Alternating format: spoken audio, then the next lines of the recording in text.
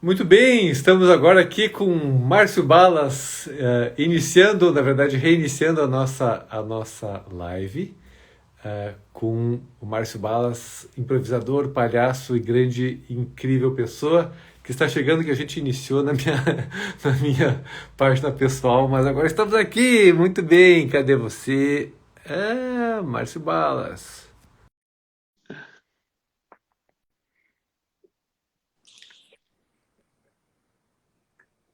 Olá, olá de novo. Muito bem. Nada como, nada como ser coerente com o que a gente está falando, né? Esse é o sim na prática, né, meu É assim na amigo? prática. A gente combinou isso antes, né? Sim, sim, exatamente. O que eu achei Exatamente. interessante é que você me achou na minha página, porque a gente, na verdade, eu estava na página errada, enfim, né? Mas, enfim. Bom, e quando é que você. A gente vai. Enfim, quem está pegando a live agora, entrando no single, a gente está falando aqui com Márcio Balas, improvisador, palhaço, figuraça, e a gente está falando sobre o poder do sim. Aliás, que é um bom título, né, de livro, né, assim, de alta penetração. É, Quando é que você sacou essa história? Eu só queria entender a tua história, porque isso, ok, é do palhaço, enfim, quando é que foi na tua história entrando isso aí, como construção? É uma construção tua essa? É uma construção que veio de referências, enfim, como é que é? Então, vamos lá. Quando eu estava te explicando isso da teoria do sim, dentro do palhaço e dentro do improviso, mas para mim, pessoalmente, quando eu tinha. Eu vou voltar um pouco na história da minha vida. Quando eu tinha 17 anos, meu pai morreu, assim, de acidente, meio súbito, e eu tive que ficar cuidando da papelaria dele, eu e meu irmão. Então, dos 17 aos 27, eu até brinco que eu era uma pessoa normal. Eu tinha um horário normal, uma rotina normal, um salário inteiro normal. Até que aos 24 anos, eu fui fazer um curso de palhaço, um curso de introdução, como os cursos que eu dou hoje em dia, que era bem iniciação. E quando eu fiz esse curso, eu lembro que quando terminou, eu fiquei absolutamente encantado. Aquilo me pegou. Essa coisa de você vestir a máscara, o nariz vermelho, de você poder ser você, né? Porque o palhaço tem esse princípio, que também foi entender muitos anos depois, né? De que a gente fala que o palhaço é o espelho do homem, né? Porque o palhaço é o que a gente é. Não tem uma coisa assim, não é um personagem, eu não estou representando alguém, não. No fundo, é você mesmo. Só que eu não entendia isso na época. Então, eu fiquei muito encantado com isso, porque eu estava fazendo uma coisa que, no fundo, eu não gostava, que eu fui meio obrigado pela vida, que eu caí de paraquedas e fazia aquilo porque eu achava que não tinha outra opção. E, de repente, eu fiz essa coisa de palhaço. E aí aquilo ficou, uau, reverberando na minha cabeça. E eu fui fazendo, junto com o meu trabalho de dono de papelaria, comecei a fazer os cursos que eu via, comecei em espetáculos de palhaço, comecei a entrar nesse universo. E aí, aos 27 anos, 3 anos depois, eu comecei a fazer as duas coisas paralelamente. 3 anos depois, para desespero da minha mãe, né? Eu falei, mãe, eu vou sair da papelaria. E eu vou sair da papelaria. Ela falou, mas você vai fazer o quê? Eu falei, eu vou tentar ser palhaço profissional. E aí que eu comecei esse trajeto, né? Acabei indo morar fora, fui para Nova York, depois fui para França estudar. Fiquei 3 anos na França fazendo escola. Eu tinha que estudar, né? Isso eu só tinha feito uns cursos aqui no Brasil. Aham. E aí, depois de 3 anos fazendo várias formações, eu voltei ao Brasil, entrei nos Doutores da Alegria, que é um projeto de palhaço em hospital. E aí foi meu primeiro trabalho remunerado em carteira. E aí eu falei, poxa, eu vou tentar fazer essa profissão. E aí deu certo, e aí eu segui minha carreira, né? Até hoje, faz 20 anos, toda essa historinha aí, né? E a mãe daí disse sim na marra.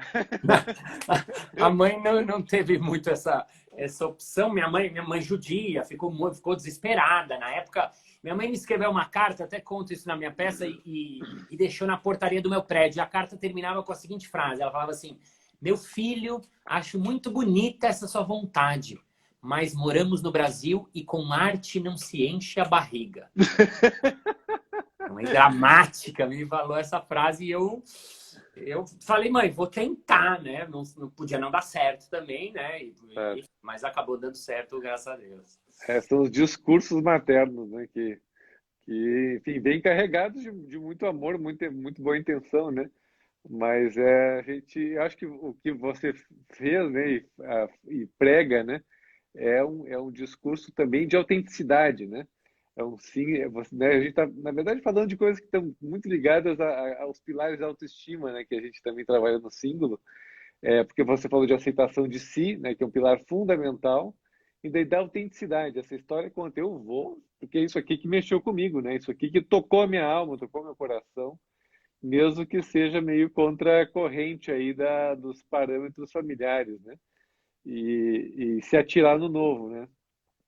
Eu acho Total. também muito legal essa coisa que você fala do nariz que liberta, né? O nariz do palhaço que revela a si mesmo, né?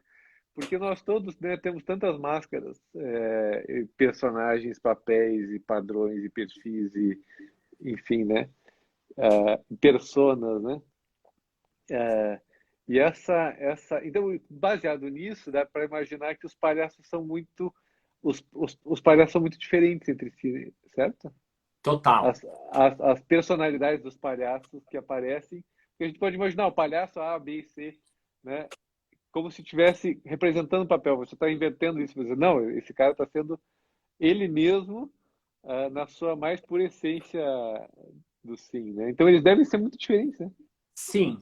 Sim, não existem dois palhaços iguais exatamente porque não existem duas pessoas iguais. Porque se o palhaço ele é o que a gente é na nossa essência mesmo, você nunca vai achar dois palhaços iguais. E mais, o próprio palhaço, ele muda conforme o tempo. Por quê? Porque a gente muda também. E mais, o palhaço, ele muda instante a instante, porque o palhaço, ele vive no momento presente. Ou ele tenta isso, né? Esse é o trabalho, é a busca. Mas assim, a gente tenta estar aqui agora o tempo todo. Então, claro, você vai observar às vezes uma essência, um estilo, um tipo, mas assim, numa hora o palhaço pode estar de um jeito, numa outra hora de outro jeito, numa outra hora de outro, porque ele está conversando com o aqui e agora, né?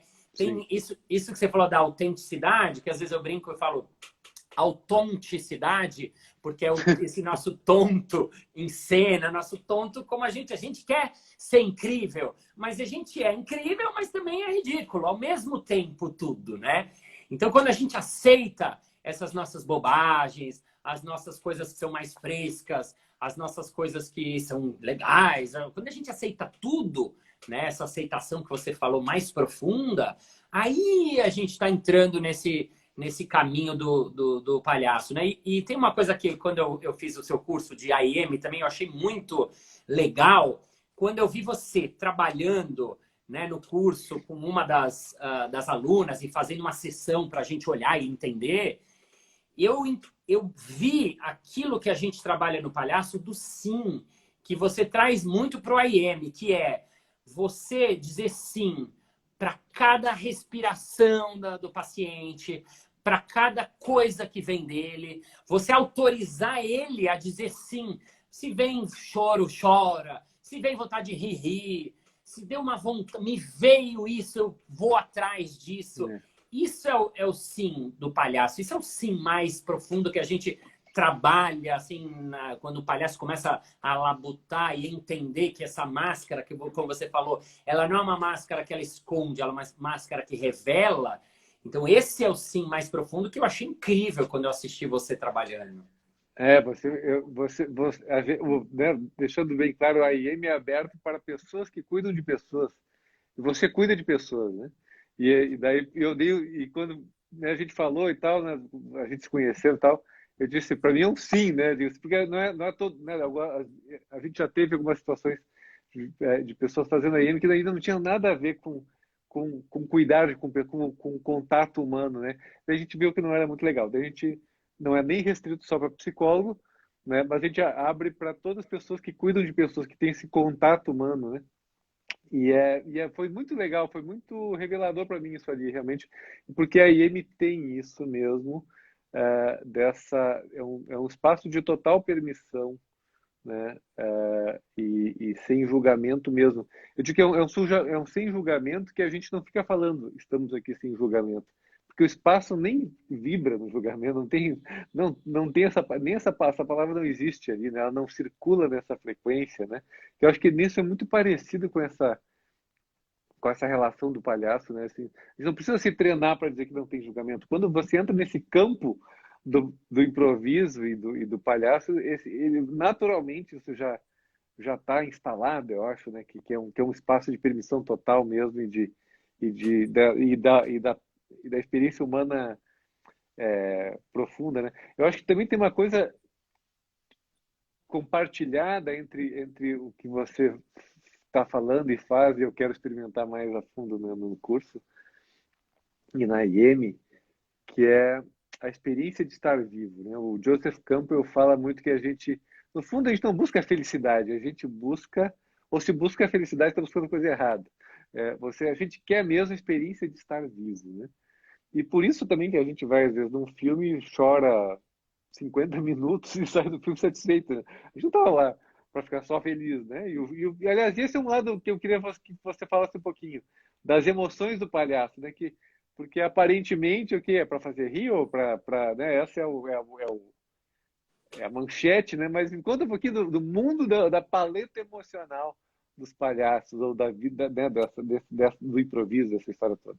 Legal. Você falou uma coisa também que é muito do cerne do trabalho do palhaço. Que assim, e eu falo isso no curso, né? O palhaço, ele não precisa ser engraçado. Eu falo, né? O palhaço, ele precisa ser interessante.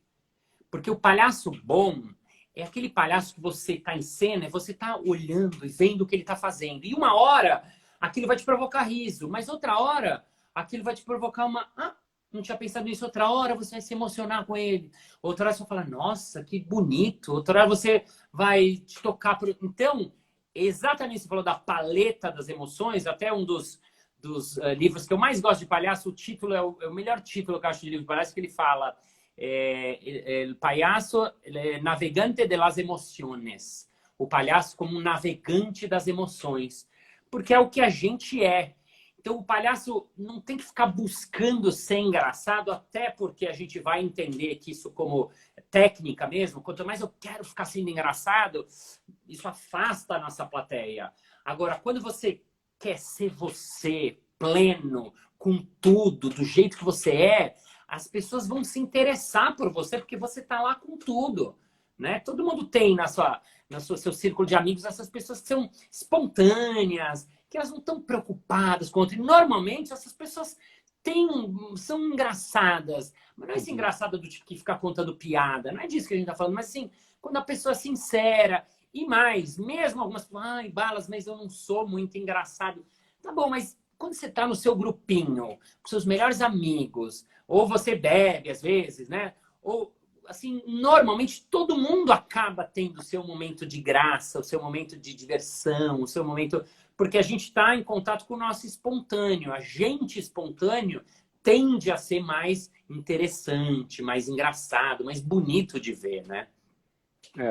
Isso é bárbaro. Só para responder, tem o pessoal que perguntou o que é a IEM, né? A IEM é Abordagem Integrada da Mente, o curso que eu dou de processamento de memórias para profissionais que cuidam de pessoas, né? E o que o Balas foi o nosso primeiro, por enquanto... Não, temos 2 palhaços, porque a Tati também é, né? Então, temos 2 palhaços formados em AIM. Não sei se tem algum terceiro, né? Mas é aberto para pra pessoas que cuidam de pessoas, né? Coaches, né? Fisioterapeuta, enfermeira, né? Além de psicólogos, psiquiatras, médicos de várias coisas. E eu tive a grande honra de estar com o Balas nesse grupo, que foi um grupo muito legal. Aliás, todos os grupos, como você deve ter essa experiência. Cada grupo tem uma vibe incrível, né? Isso é muito interessante. E me conta um pouquinho como é que funciona daí? Você falou, né, das pessoas, não são muito engraçadas, então ficam se duvidando, né, em relação às questões né, de ser, enfim, palhaço, né? E como é que é no caso do improviso? Eu não sou criativo. Como é que funciona? Tem esse tipo como é que é as barreiras da criatividade? Queria que você falasse um pouquinho do criativo e também, né? como é que isso expande para a vida da gente, né? Quando entra nesse espaço aí de criatividade e improviso. Legal. Quando eu comecei a dar palestra em empresa totalmente aleatório, não porque eu quis, mas porque um dos meus alunos me convidou, quando ele dava aula de criatividade, ele falou, nossa, você trabalha com um assunto que dentro das empresas as pessoas têm que conhecer. E a primeira vez que ele me falou isso faz 15 anos, eu falei, empresa? Não tem nada a ver, né? E aí que eu fui entendendo e acabei formatando algumas coisas assim dentro desse universo, porque, por exemplo, uma das coisas que as pessoas teimam em achar, e você acabou de falar, que é assim, ai, mas eu não sou criativo, ai, mas eu não...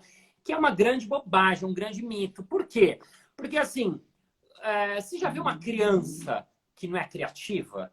Não existe. Você pega uma criança, você dá uma coisa qualquer, uma estátua dessa, vai. Ó, dá uma criança... Ela não vai brincar de estátua, ela vai fazer disso várias coisas. Ela vai falar, oi mamãe, tudo bem? Onde estou? Ela cansou, fala, o unicórnio está sobrevoando. Ela fala, meu bigode, mamãe. Ela vai criar um monte de coisa, ela é capaz de criar o tempo todo. E é bom, quem já foi criança? Todo mundo. Logo, você era criativo. O que aconteceu? Ah, mas eu perdi isso aonde? Na estação de trem? Não. O que acontece é que a gente vai entrando nas formas sociais, né, nos padrões de comportamento, e a gente vai esquecendo e vai deixando esse lado nosso criativo, e a gente vai transferindo para os outros. Ah, não, criativos são vocês artistas. Não, criativo é a galera de marketing, propaganda. Não, criativo é o Jorjão. Então, esse é um dos mitos assim que eu tiro, que tem a ver com improviso também, porque as pessoas também falam disso quando a gente vai trabalhar o improviso. Ai, mas eu não sei improvisar muito. Poxa, mas a vida inteira você está criando o tempo todo, instante. Por mais que você seja uma pessoa metódica e planejadora, né? Então, o nosso trabalho, quando eu faço esse trabalho de desbloqueio criativo ou de iniciação a improviso, é exatamente, primeiro, a pessoa entender que sim, você é criativo. Você que está nessa live, saiba disso. Você é criativo. Põe isso na sua cabeça, né? Eu acreditar nisso. O primeiro passo é eu acreditar, né? E depois eu entender quais são alguns princípios que eu posso trabalhar na minha vida cotidiana. Então, a gente falou um deles aqui, que é o não julgamento. A gente falou o outro deles na outra live, que iniciou, né, nesse dizer sim. Você dizer sim para o que te acontece, você dizer sim para o outro, para o seu parceiro, para o seu colega, para o seu co-criador, você dizer sim para o momento presente, você está aqui agora, no instante, naquilo que você está fazendo.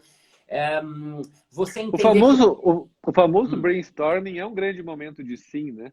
Porque ele é só para abrir, e mesmo aquela história, né, uma ideia ridícula que gera outra ideia ridícula que desemboca numa ideia genial, né?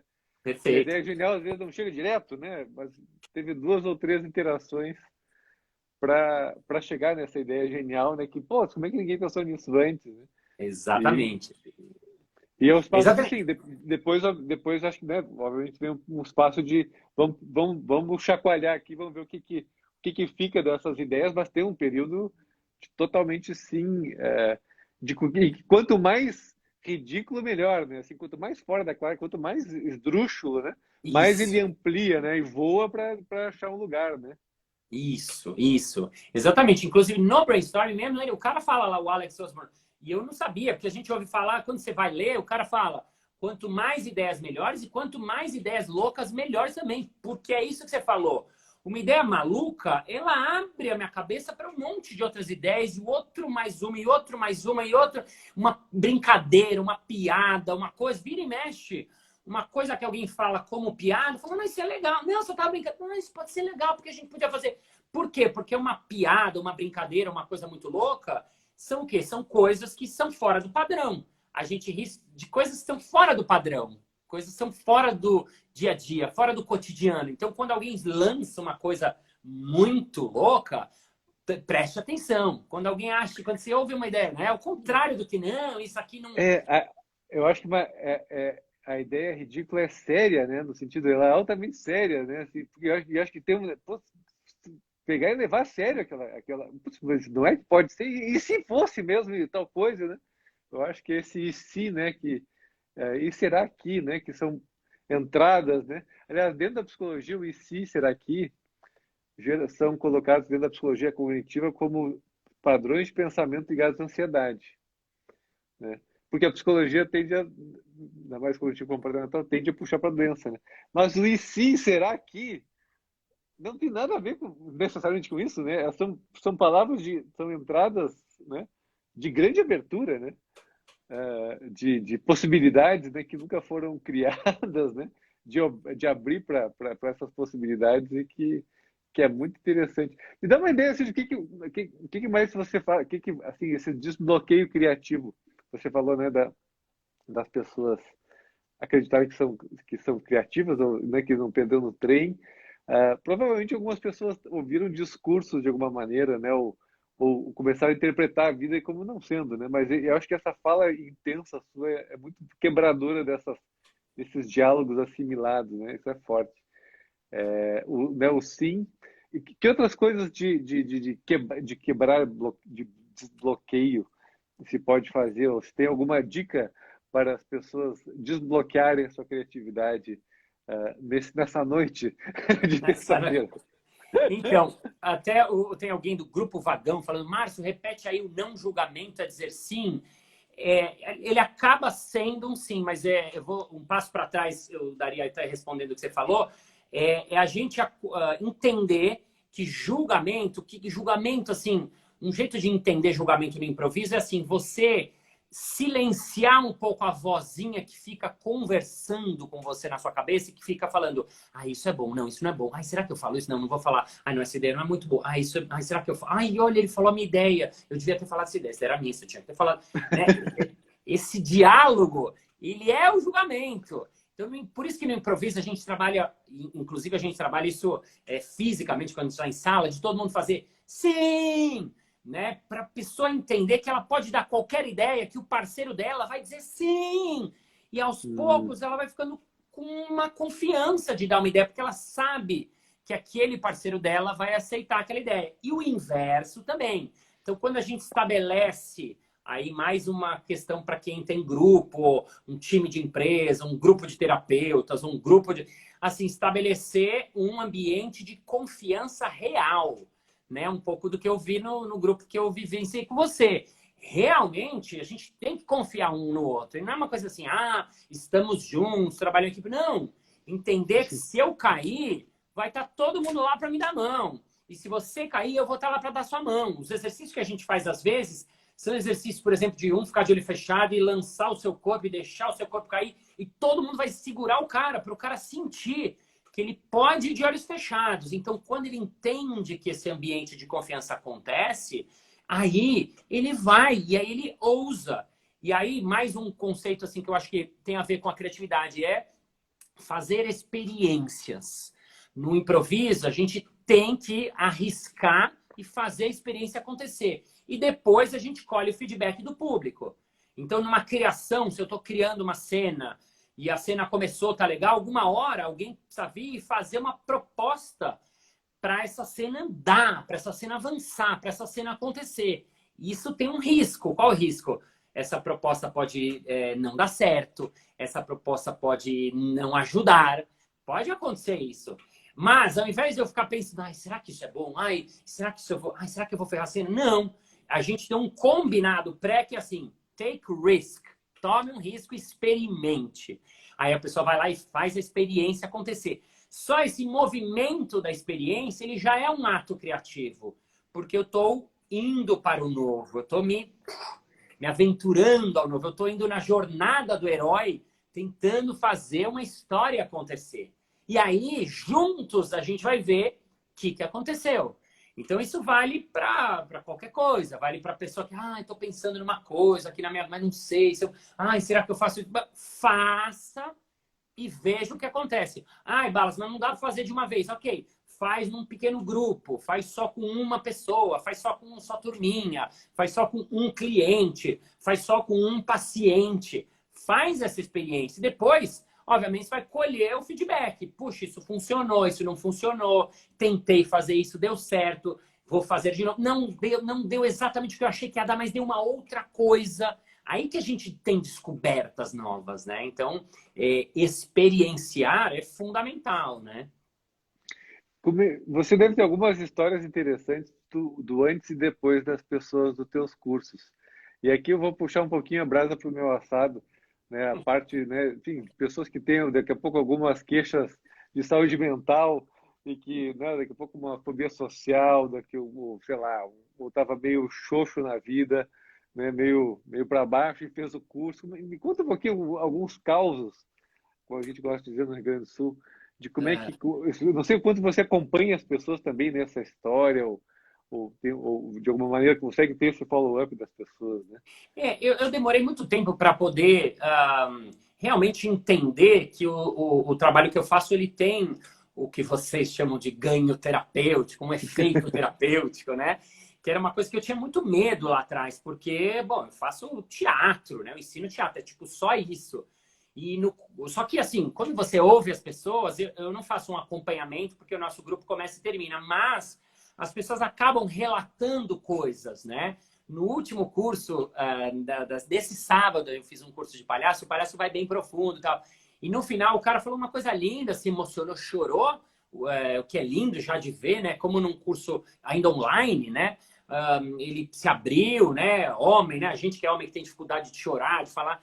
Ele falou, nossa, Balas, foi muito importante para mim, eu faço terapia há 10 anos, eu nunca tinha me emocionado tanto em tal momento, tal, num tal exercício, tal. E, puxa, fiquei muito feliz porque eu sinto que alguma coisa destravou aqui dentro. Então você fala, nossa, olha que lindo, né? Assim, esse compartilhar, né? Outras pessoas também que relatam que elas começaram a mudar a atitude delas na vida cotidiana, assim. Porque, assim, esse dizer sim que eu falo, se você leva para sua vida, você começa a entender que, assim, quer ver exemplo bom? Outro cara falou isso também da pandemia. Ele falou, Balas, obrigado pelo seu curso. Porque quando caiu a pandemia, nos primeiros dias eu comecei a ficar desesperado. Depois eu falei, calma, o que o palhaço me ensinaria dessa coisa? O cara falou. E é exatamente o curso. É o recurso. É um recurso. Dizer sim é aceitar. Bom, eu não posso sair de casa. Eu tenho que aceitar. Não posso ficar brigando contra uma situação que me é dada. Então, eu tenho que usar essa energia de ficar, ao invés de ficar reclamando, ai, mas estou home office, mas como é que eu posso criar dentro dessa situação? O palhaço, ele faz essa pergunta. Se eu estou de palhaço no hospital, e aí eu chego, eu abro a porta, e a criança me recebe com tudo, ei, palhaço, vem aqui. É legal, é ótimo, é a situação ideal. Só que, assim, se eu chego e a criança meio que quase começa a chorar, que acontece às vezes, porque tem medo, porque nunca viu, porque no hospital só entra médico, enfermeira, de repente chega essa figura. E aí, o que o palhaço faz? Ele joga com aquilo que lhe acontece. Ele diz sim, ele aceita e joga com aquilo. O que eu faço? Não sei. Primeira coisa, eu percebo, porque eu estou no aqui e agora. Eu percebo um segundo antes dela começar a chorar que, opa, ela me estranhou. Então, eu dou um passo para trás. E aí? Não sei, eu experimento, né? Eu brinco, a gente faz o quê? Eu solto um fantoche. Olá, tudo bem? Como é seu nome? A criança não responde. O fantoche vai embora. Aí ele tenta uma outra coisa, solta uma musiquinha, algum pega um instrumentinho e faz... E vê o que acontece. Opa, aí não dá certo. Opa, então vai embora. Aí eu solto uma bolinha de sabão. Experimento. Aí ela olha. Aí eu falo, opa, ela olhou. Eu solto mais uma. E ela tá acompanhando. Aí, opa, eu dou um passinho para dentro do quarto. Solto mais bolha. Ela tá ali olhando. Aí eu pego uma, levo perto dela. Ela estoura, abre. Então, é instante que você vai dizendo esse sim. Então, quando eu consigo aplicar isso na vida, eu aplico em tudo. Então, se acontecer alguma coisa, né? Um aluno me falou, Balas, furou o pneu e eu lembrei de você. Eu falei, sim, vou trocar esse pneu nesse estado. Eu falei, incrível, ele vai trocar o pneu de um outro jeito e sei lá o que vai acontecer, né? Aí vai ter que ficar reclamando, e chegar em casa e vai contar para um, e vai contar para outro. E ele passa a vida inteira, né, nessa... Então, um pouco... E quantos aparentes nãos da nossa vida se transformaram em grandes sims depois, né? de coisas que a gente achou que não deveria ser, mas se não tivesse acontecido aquilo, não teria acontecido a outra história que abriu, né? É só a gente que está rotulando o momento com o não, e quando, na verdade, isso não ajuda muito, né? É muito interessante esse esquema. Eu acho que, assim, o ganho, o, o tal do ganho terapêutico que você falou, né? Eu acho que é uma expansão do ser, né? Porque a gente está, eu acho que tem uma coisa que eu gosto muito, né? Até na meditação lá do 2, do 5, a gente trabalha muito o aspecto de conexão com o ser, sair do fazer, pensar, controlar, que tem muito a ver com essa vozinha que você falou, né? Que você descreveu. E eu acho que uma das grandes perdas do mundo moderno é essa desconexão do nosso ser, né? Do nosso ser, que não está preocupado necessariamente com fazer, né? Ou que faz a partir do ser, né? E não porque está movido por essa maquininha executiva, né? E eu acho que isso é muito legal. E a outra palavra que eu acho que é muito forte e que também é muito semelhante, né, na IM e no trabalho do improviso e do palhaço, é a conexão, né? A confiança que gera uma profunda conexão. Porque tudo que você acabou de falar, né, dessa criança que você vai ali, no fundo, o que dá grande parte do brilho da coisa deve ser a conexão mesmo, a conexão que se estabelece entre esses seres, né? É, Sim, sim, dessa dança, né? sim. Aliás, é uma dança, exatamente nesse sentido da dança, de eu estar atento, que passo outro vai dar, que eu posso dar. A conexão, ela se dá olho no olho, de verdade mesmo. E a conexão, ela, quando um grupo começa a trabalhar junto, inclusive, a gente tem uma coisa que a gente chama, né, um professor inglês chamava de mind of the group, né, a mente do grupo. O grupo começa a conectar numa conexão tão forte, tão profunda, que né, isso é empírico, nem assim, um achismo, que você começa a antever uma coisa que o outro vai falar. A gente acaba, às vezes, do espetáculo falando, nossa, você falou uma coisa que era o que eu estava pensando, nossa, você levantou, você já entendeu minha ideia. Por quê? Porque a conexão está tão profunda que, às vezes, eu só dou uma olhadinha para ele, ele já entendeu o que eu quero dizer mesmo. Como a gente tem na nossa vida com algumas pessoas que a gente se dá muito bem, ou às vezes com a mãe, né? São conexões que passam por outros lugares que não são apenas as conexões mentais, né? Elas passam por outros lugares que vão entrando em outros lugares, né? Que não é o espaço do pensamento lógico, né? E acho que é uma dos grandes baratos, né?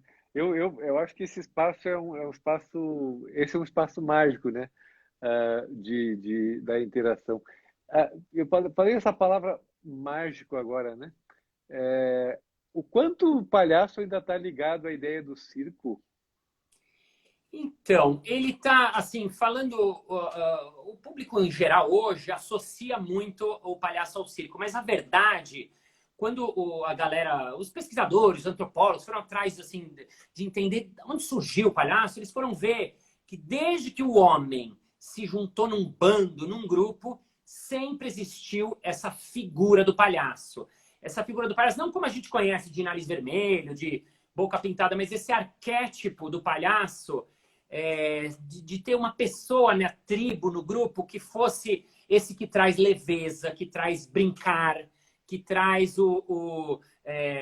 brincar com coisas sagradas. Até nas tribos mexicanas de índios, eles foram ver alguns palhaços sagrados. Aqui no Brasil, os Hotuá, os Craôs, tem uma figura que é o Hotuá, que ele brinca. Então, por exemplo, um amigo meu que foi lá no meio de uma aldeia incrível, e aí as mulheres, por exemplo, estavam num ritual, e aí essa figura que é o Hotuá, ele vai lá, põe uma peruca, põe uma coisa, e chega lá e começa meio a brincar dentro de uma coisa super séria. E as mulheres expulsam, começam a bater nele, riem e batem. Então, essa figura que serve para dar uma quebrada no negócio, né? E aí o bobo da corte, na Idade Média, que ficava ao lado do rei para falar as verdades, mas de uma maneira, né? Que ele podia perder a cabeça, mas ele tinha que falar as verdades, porque ninguém tinha coragem de falar para o rei tudo. Então ele contava e falava tudo, mas de um jeito humorado, porque senão o rei guilhotinava ele, queria outro. E aí, mais modernamente, em 1879, que surgiu o circo, e aí o palhaço entrou dentro do circo. Mas, assim, A verdade é que a figura do palhaço, tanto que hoje ela saiu, foi para o teatro, foi para o hospital, foi né, tem os Palhaços Sem Fronteiras, né, que eu participei também, que tem no Brasil também, que fazem no meio da guerra. Então isso acabou se espalhando, porque a verdade é que sempre no grupo tem esse espírito do brincalhão, esse espírito, né? Sempre tem. Qualquer time, qualquer turma, sempre tem um que tá lá para fazer esse papel, né? Tem esse... Então esse arquétipo, ele meio que sempre existiu por aí, né? Entendi. O Silvio, então, pegou emprestado. A gente fica com essa imagem, mas, na verdade, o arquétipo é milenar e transcultural, né? Pelo jeito. Muito interessante essa história de que é quase um papel da sociedade, é um papel mesmo de alguém na sociedade, da comunidade ou do grupinho, né? Realmente tem sempre um palhaço que já esse é um palhaço, né? O que está identificado. E de novo me chama a atenção o fato que o bobo da corte fala as verdades, assim como ao botar o nariz vermelho a gente fica sendo quem a gente é, né? Eu acho que essa inversão tão interessante. Eu tenho muito interesse em fazer o de palhaço esse. Espero em breve fazer também. Vou começar com o improviso devagarinho. É o primeiro. Fazer o primeiro salto e depois a gente se atira de cabeça. Total. Muito legal. Mas isso é muito legal. Até estou vendo aqui uma aluna aqui que falou: eu fiz o curso nesse fim, que acabou de fazer o curso. Inclusive, foi muito legal porque ela veio, se eu não estou enganado, ela veio junto com o filho. Né? E cada um ficou num computador fazendo o curso mãe e filho.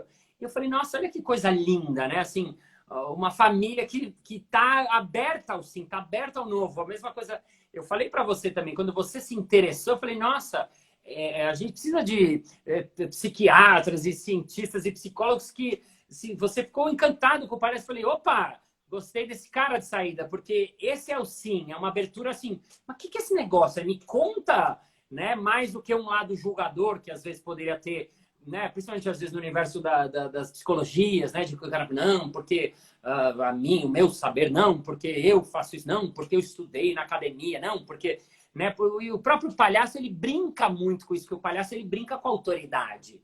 O palhaço no hospital, quando ele entrou, o primeiro palhaço que foi, dos palhaços, né? Nos Estados Unidos, ele conta que quando chamaram ele falou, puxa, como é que eu vou de palhaço? Mas, e aí ele ficou estudando quem é a maior figura, quem é a maior autoridade no hospital. É o médico. É aquele que acha que sabe tudo, é aquele que chega lá e todo mundo, doutor, doutor. Então ele falou, vou de doutor. E ele entrou como doutor, porque ele está lá para subverter, porque o palhaço olha para todo mundo de igual para igual.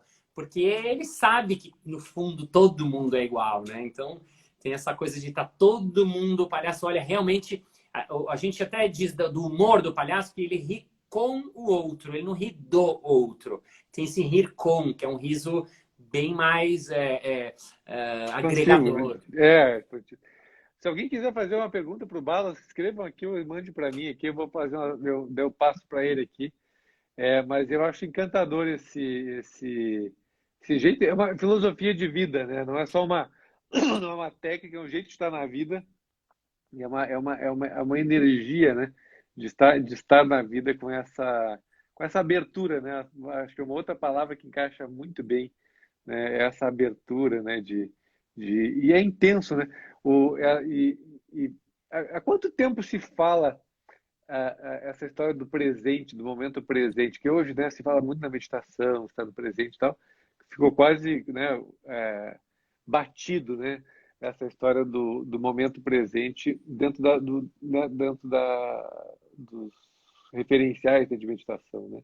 Trazendo isso, e tem alguns estudos clássicos aí mostrando que quanto mais a gente está no presente, mais feliz a gente está, né?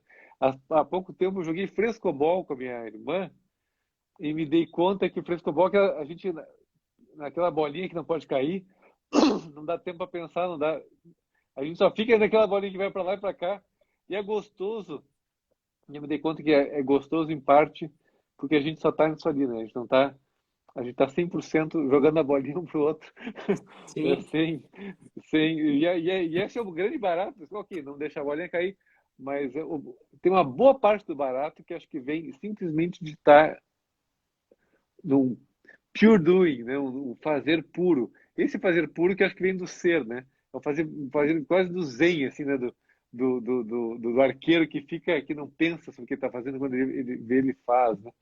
Acho que é muito interessante essa história. Desde quando vem essa história do presente, do momento presente dentro do mundo da escola de palhaços? É uma coisa antiga? Como é que é? Sim, sim, é muito antigo porque o palhaço, como ele joga muito com a plateia, é diferente nesse caso, né, do ator, por exemplo, que o ator, quando entra em cena, ele entra e já vai para ação, né? Ele tem um texto, ele tem uma fala, ele tem um roteiro. O palhaço, a primeira coisa que o palhaço faz quando entra em cena é olhar para a plateia e sentir como é que tá essa plateia, e olhar mesmo. E a partir disso, ele vai, e por isso que essa dança, ele vai propor uma coisa, ele vai ver a reação, ele propõe, ele vê a reação. Mesmo que, né, como alguns palhaços estão vendo aqui, a palhaça rubra, né, que é uma super palhaça, né? Então, vamos supor, ela tem um número. Tá, ela preparou o número dela, fez, legal. Só que assim, ela não vai apresentar o número do início ao fim igual todos os espetáculos, não. Ela vai fazer um pouquinho do número e vai olhar para a plateia para perceber como é que essa plateia está reagindo. Ou então, se ela está no número e alguém, tchim, saúde, está precisando de alguma coisa, ele vai jogar com aquilo. Então, ele tem que estar no presente, ele mora no presente. Inclusive, às vezes, o número de palhaço ele é uma desculpa para a gente estar lá com aquela plateia jogando. E para eu estar lá jogando, eu preciso estar realmente de verdade. Por quê? Porque se eu estou ali fazendo alguma coisa e levanta alguém da plateia e eu olho para essa pessoa e falo, tudo bem, você vai onde? Não, eu preciso só precisava ir embora. Eu te acompanho. Aí o palhaço vai lá junto, vai até a porta e fica. De repente, aquilo virou o espetáculo. A grande cena, né? E o público gosta. A gente, quando vê, a gente gosta muito. Porque Sim. são esses momentos que são os momentos que a gente vê que o cara tá lá mesmo, que ele tá... Nossa, ele tá fazendo agora. Nossa, ele fez... Sim. Então, a gente sente esse presente. Então, isso é do cerne do trabalho, tanto do improviso quanto do palhaço.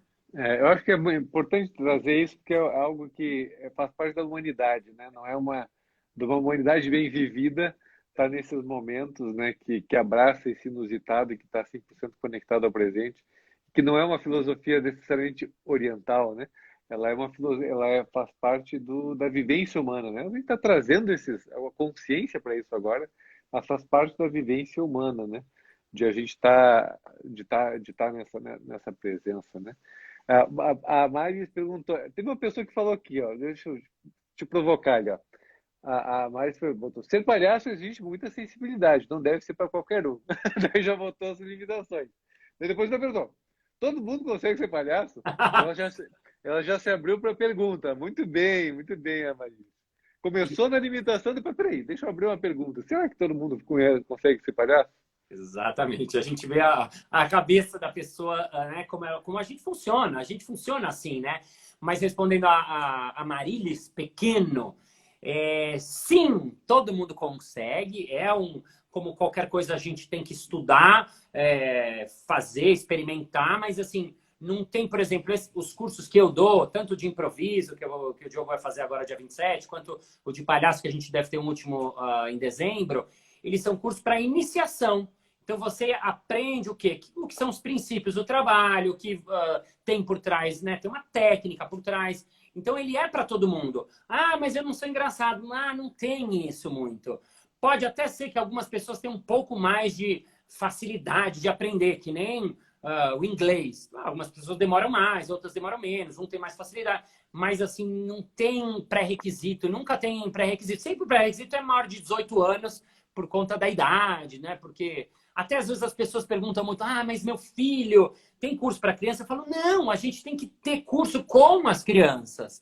Porque a criança, ela mora no aqui e agora, ela não tem julgamento, ela é criativa, criadora, ela está o tempo todo no momento presente. Então, eu tenho que ter aula, meus filhos me dão aula, eu não posso me meter a dar aula para criança, assim. Então, é um curso para qualquer adulto que queira se abrir, né?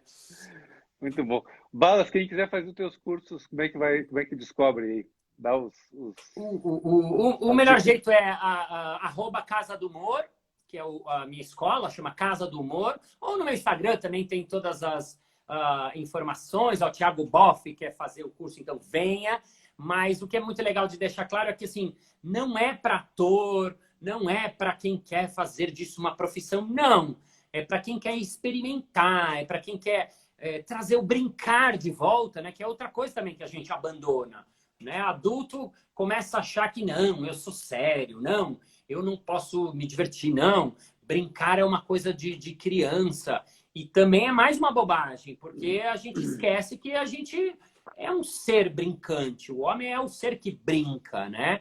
Só que a gente vai ficando adulto e vai achando que a gente é sério, né? E que não pode ser humorado, e que não pode ser eu, e que eu tenho que mostrar que eu sou importante, ou que eu sou isso, ou que sou aquilo. Então, não. É para todo mundo mesmo. Bárbara, me deu um tilt agora, ia falar um negócio que você, que você tinha falado e agora me deu um tilt, eu me perdi. Eu li alguma coisinha que estava Então, escrito aqui. enquanto você pensa, eu vou fazer merchan do Balascast também, que é o meu podcast. Toca a ficha. Uma entrevista com o Diogo Lara, muito legal. Aliás, a repercussão foi incrível. Inclusive, hoje, eu até te mandei uma pessoa que ouviu o podcast, né, o Balascast, e que me viu que a entrevista ia ter no Single, e falou, Balas, baixei o Single, já fiz toda a trajetória lá e já estou fazendo de novo, né? O cara estava na segunda vez, estava me agradecendo. E foi muito legal, porque eu acredito que esse jeito que você tem de abordar a terapia, e vou dizer mais, que eu acho que eu nunca te falei isso, que talvez você nem saiba, porque você é muito palhaço, Diogo. Você é que você é sério, você escreve livros. Você eu até não sou tão sério, na verdade, assim, eu sou bem brincalhão até. Eu sei. E claro, e você tem a característica típica do palhaço, que é, inclusive, tá no meio, né, da ciência, dos artigos, e de repente você se sentiu inadequado lá. Você falou, gente, o pessoal se leva muito a sério. Nossa, as pessoas acham, cada um acha que a sua abordagem é a melhor que a dos outros. Então, quando eu vejo você, primeiro enquanto terapeuta no set, você trabalha no momento, você acolhe o que vem, você deixa a brincadeira fazer parte também, mesmo que o trabalho é sério. Você tem isso que a gente chama de clown relacional, que é o palhaço relacional, que é aquele que ele se relaciona com o outro, ele está interessado profundamente nessa relação, ele faz qualquer coisa no sentido de fazer essa relação acontecer, com que o outro traga à tona as coisas dele, com que o outro traga à tona aquilo que ele tem de melhor e mais profundo e tal. É isso que é o trabalho, né? Então, isso é uma diversão. A gente fez uma terapia de grupo agora pelo Single, uma terapia, foram 4 encontros quintas-feiras, deve sair um outro encontro agora em dezembro, e terapia de grupo, começou às 8 horas, até às 10h30, lá pelas 10h30, foi botando umas musiquinhas, a gente fez uma balada online até às 11h40, e foi dançando e curtindo as músicas, o pessoal adorou, assim, e a gente dançou mesmo, que é o que o momento pedia. Acho que tem algumas palavrinhas que é da IM, né? Que acho que tem tudo a ver, né? O que o momento pede, né? Eu acho que tem, eu acho que são as perguntas, né, que nos abrem, né, para essa história. Mas eu me lembrei do que eu queria dizer. Eu estou estudando felicidade agora, apesar de que eu tenho, né, a minha visão é, né, mais é Joseph Campbell, que nos deixa vivos, né? Mas enfim, estudando felicidade. E uma das coisas que está bem estabelecida aí cientificamente, né, que um bom uso do dinheiro, talvez um dos melhores usos do dinheiro, é pagar por experiências, né? E um não tão bom uso do dinheiro é pagar por acúmulo de coisas materiais que muitas vezes, enfim, né, dá aquela uma breve satisfação e que logo acaba, né? E as experiências geram memórias, né? E o que a gente eu acho que é isso, uma das coisas que me deixa muito feliz de participar dessas relações com o grupo, né, seja online, seja presencial, as memórias que isso cria, né? E você dando, né, os cursos e vendo as pessoas acontecendo, isso cria a memória das pessoas. A memória de um curso de improviso, que a pessoa faz uma coisa que ela nunca imaginou que ela pudesse fazer, isso cria um referencial tão diferente, né? Uma nova fronteira, assim, um novo espaço, né? E essa memória fica para sempre. Ah, mas foi só 4 horas ali, 6 horas. Isso fica para sempre, né? Fica embutido dentro da gente, assim como memórias traumáticas nos pesam e que podem ser processadas. As memórias maravilhosas, essas memórias de graça, de expansão, de totalidade, plenitude, nos carregam para muito tempo. E esses estudos de experiência, os efeitos são efeitos palpáveis durante 1 mês, 2 meses, que a pessoa passa por uma experiência e ela fica lá com aquela, ainda claramente um nível de felicidade maior do que o seu basal, né? Então, acho que esse tipo de investir nesse tipo de experiência é muito legal, né? Então, fica a dica, e eu estou fazendo isso, estou sendo congruente com o que eu estou falando, né? Então, Mas muito legal, que bom, eu fico feliz porque o que eu tento fazer é isso, é proporcionar uma experiência. Até o curso eu dou pouca teoria, porque como o tempo é curto, eu prefiro fazer o cara experimentar. Até tem uma aluna minha que escreveu aqui, Rosana Zequim, foi aluna 2 vezes, palhaço de improviso e tal. A Rosana foi minha aluna de muitos anos, isso é um barato, quando você encontra alguém que às vezes me para e fala, nossa, Balas, eu fiz seu curso em 2004 e que, nossa, e as pessoas guardam esse curso de 1 dia, 2, meus cursos não são cursos não é uma pós-graduação de 1 ano, é um curso que é um tempo curto mesmo, mas a impressão que isso causa, até porque o tempo ele é muito relativo na vida, né? Quando a gente está num estado, né, essas 4 horas do meu curso, eu tento fazer com que as pessoas estejam num certo estado. Então, quando a gente está nesse estado, eu acho que o tempo ele tem uma outra coisa mais quântica e mais poderosa. Porque eu até falo assim, que um espetáculo bom, se você pensar, qualquer um está assistindo, aí você está assistindo Tic Tac, Wilson Insta, Anela, Margarete, Antônio Caldas, Marluce, todo mundo. Se você lembrar, por exemplo, um filme ou algum espetáculo que você viu, se você pensa, putz, o espetáculo que você gostou, vai te voltar uma cabeça. Essa memória, isso que você assistiu, pode ter sido algo que você viu há 10 anos. Porque eu falo, por exemplo, um bom espetáculo não é aquele que o cara ele sai e fala que é bom, não.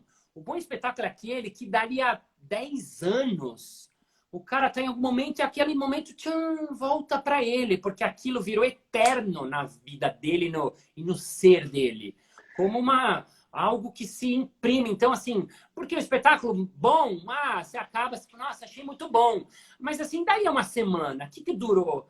Puxa, quando você não lembra quase mais nada, depois de 1 mês, depois de 6 meses, aquilo tipo foi embora, muitas vezes. Agora, quando a coisa tem aquele impacto em você, aquilo vira. Então, eu digo que tem espetáculos bons, tem espetáculos ótimos, incríveis, e tem alguns poucos que são eternos. Esses duram para sempre.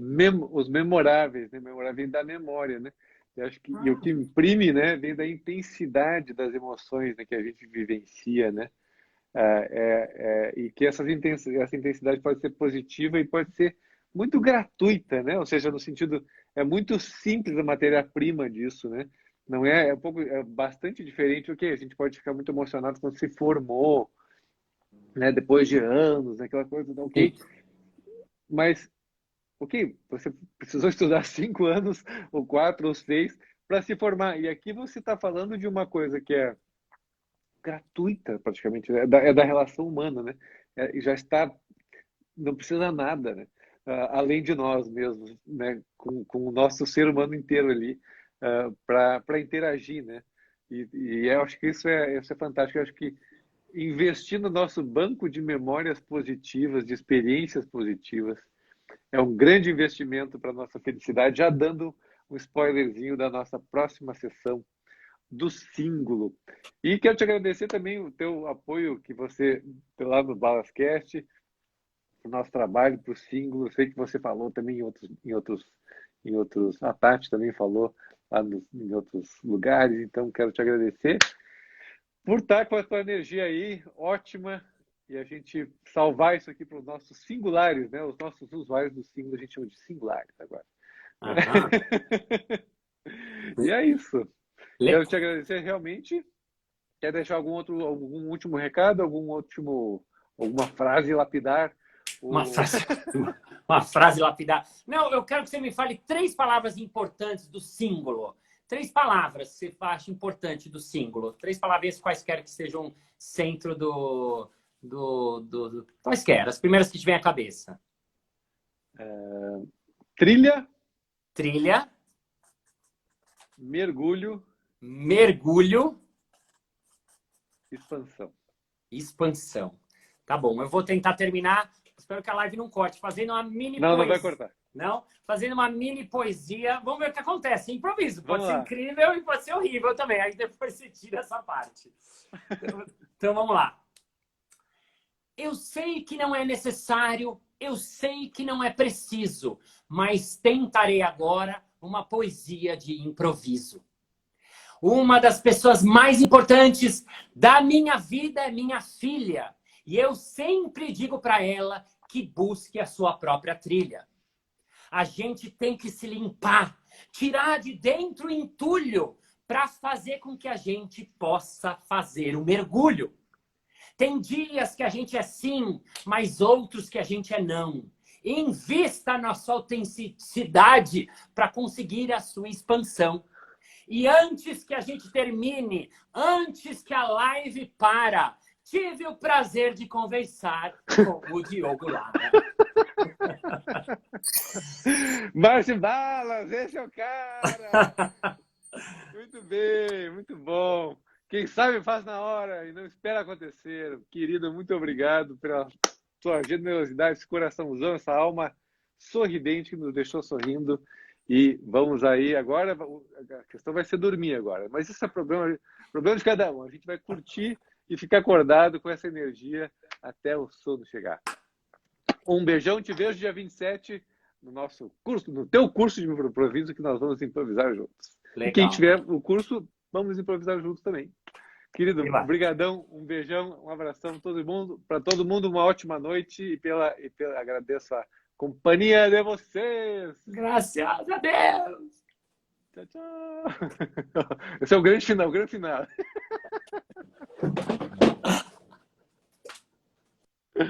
Ai, ai, figuraça. Vamos